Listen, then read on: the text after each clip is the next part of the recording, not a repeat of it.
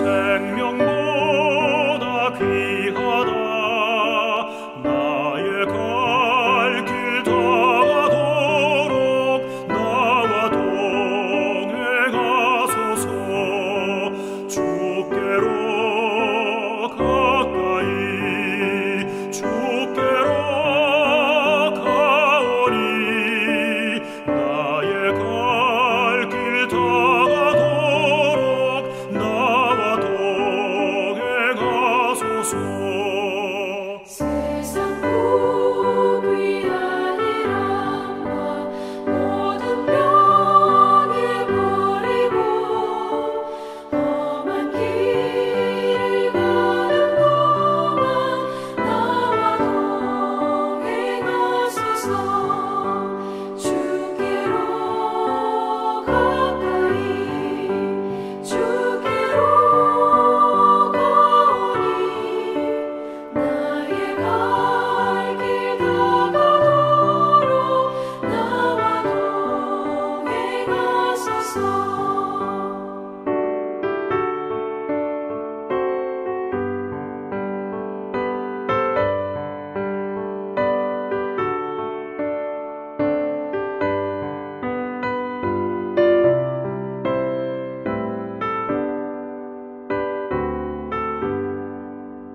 어둠 골짝 지나가며 험한 바다 건너서 천국문에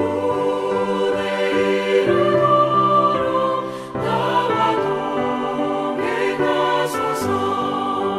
주께로 가까이 주께로 가오니 나의 갈 길 다가도록 나와 동행하소서.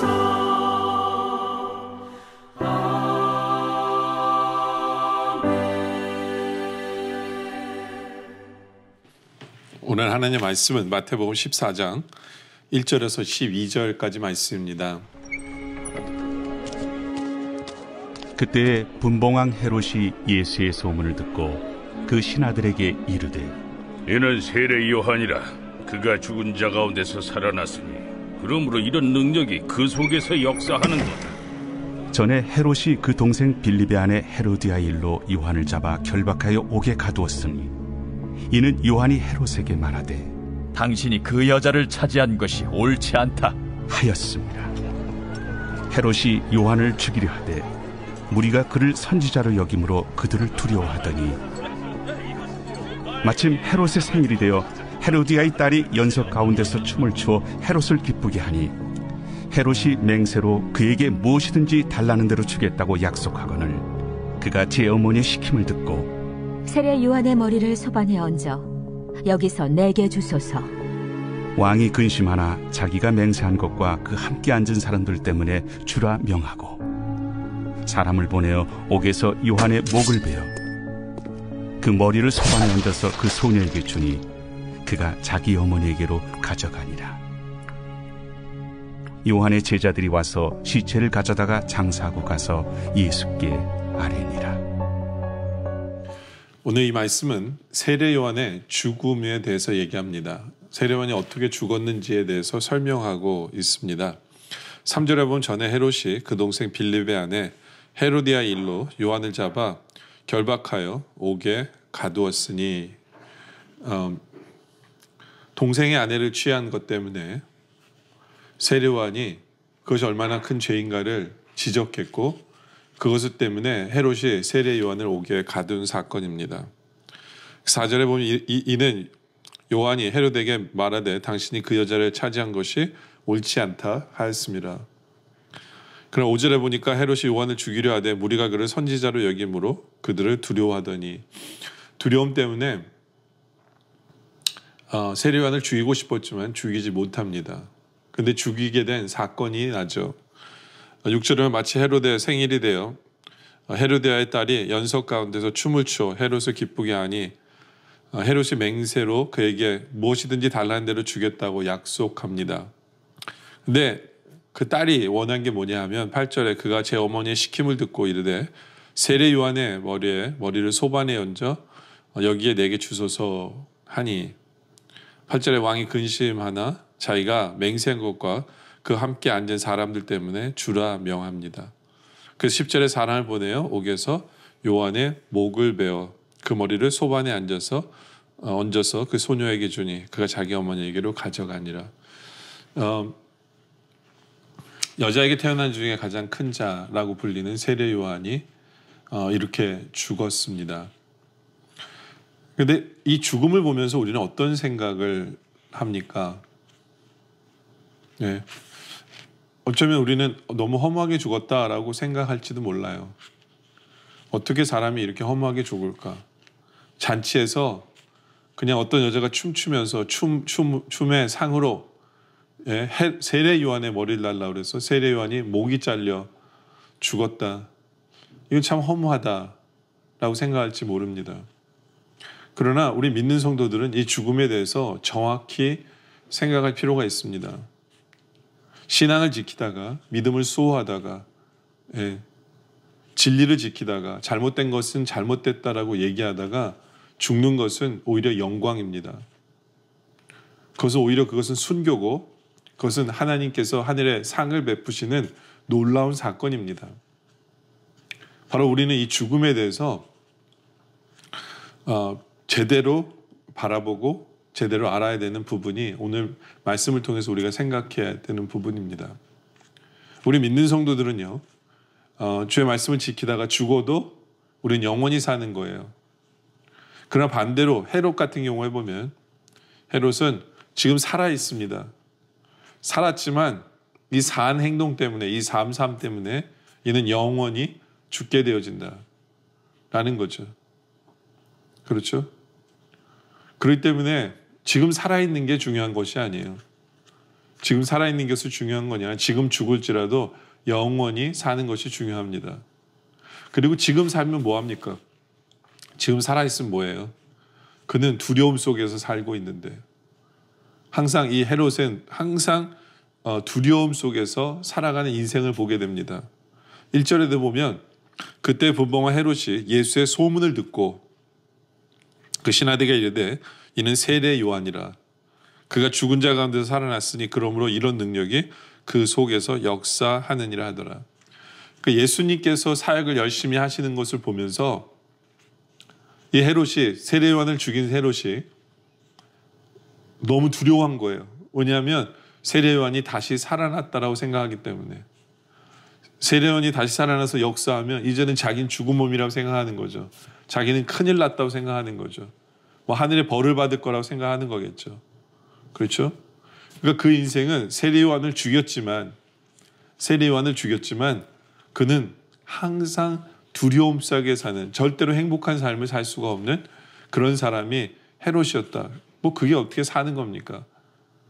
예, 살아도 사는 것이 아닌 인생을 사는 건 그렇죠? 그것이 헤롯의 삶이에요. 예, 우리는 그렇게 살라고 해도 살면 안 되잖아요. 그죠? 근데 헤롯의 삶은 그가 왕이라고 칭함은 받지만 항상 눈치 속에 사는 사람인 것을 보게 돼요. 눈치를 보면서 두려움 속에 사는 사람인 것을 보게 돼요.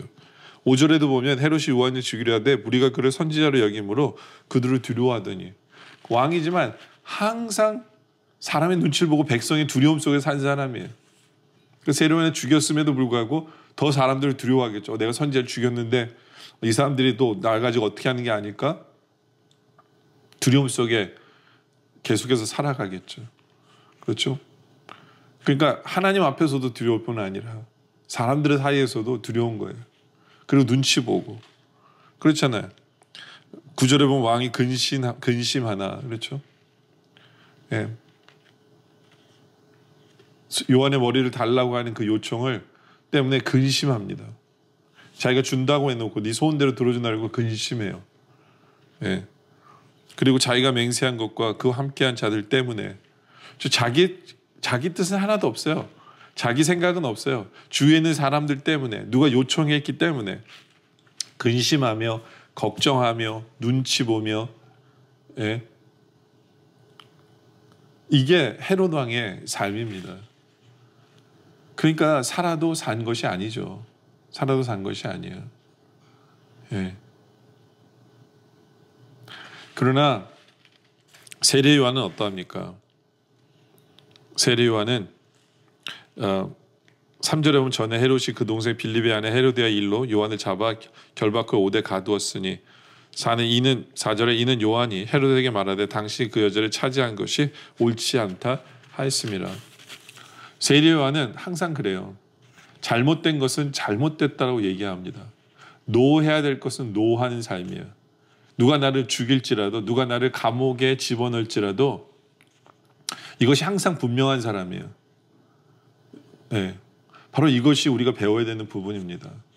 특별히 요즘같이 모든 것이 타협하려고 하는 이 세상 속에서 네. 죄는 죄인 거죠. 그렇죠? 뭐 예를 들면 게이의 문제라든가 그건 죄죠. 그렇죠? 죄예요. 잘못된 것은 죄라고 얘기할 수 있는 그런 신앙의 모습이 우리에게 필요합니다. 그것 때문에 우리가 불이익을 당할지라도 그것 때문에 우리가 죽을지라도 예. 그렇기 때문에 우리가 어떻게 그렇게 하면 살 수 있느냐. 아까도 말씀드린 대로 이 죽음에 대해서 바른 생각을 갖고 있어야 돼요. 성도의 죽음은 좋은 거예요. 더더군다나 성도가 진리를 수호하기 위해서 하나님의 뜻을 지키기 위해서 하나님의 영광을 위해서 죽는다. 그것만큼 영광스러운 것은 없고 그것만큼 좋은 것은 없어요. 그것만큼 복된 것은 없어요. 허무한 죽음이 아니에요. 험한 죽음이 아니에요. 예. 정말로 우리는 예수를 믿는 사람으로서 잘 죽을 줄 알기를 원합니다. 그것이 십자가 진다는 의미예요. 십자가를 지는 거죠. 그것이 예수님 닮은 삶의 모습이에요. 예. 진리를 위해서, 하나님의 영광을 위해서, 다른 사람을 살리기 위해서, 예. 다른 사람을 구원케 하기 위해서, 주의 뜻을 이루기 위해서 그것이 죽음의 길이라도 담대하게 나아갈 수 있는 그런 신앙의 모습. 바로 이 신앙의 모습은 어디서 오느냐? 바로 죽음에 대한 바른 해석이에요. 죽음에 대한 바른 해석. 예. 내가 살아도 주를 위해서 살고 죽어도 주님을 위해서 사는 바로 그러한 인생을 사는 우리들이 되기를 원합니다.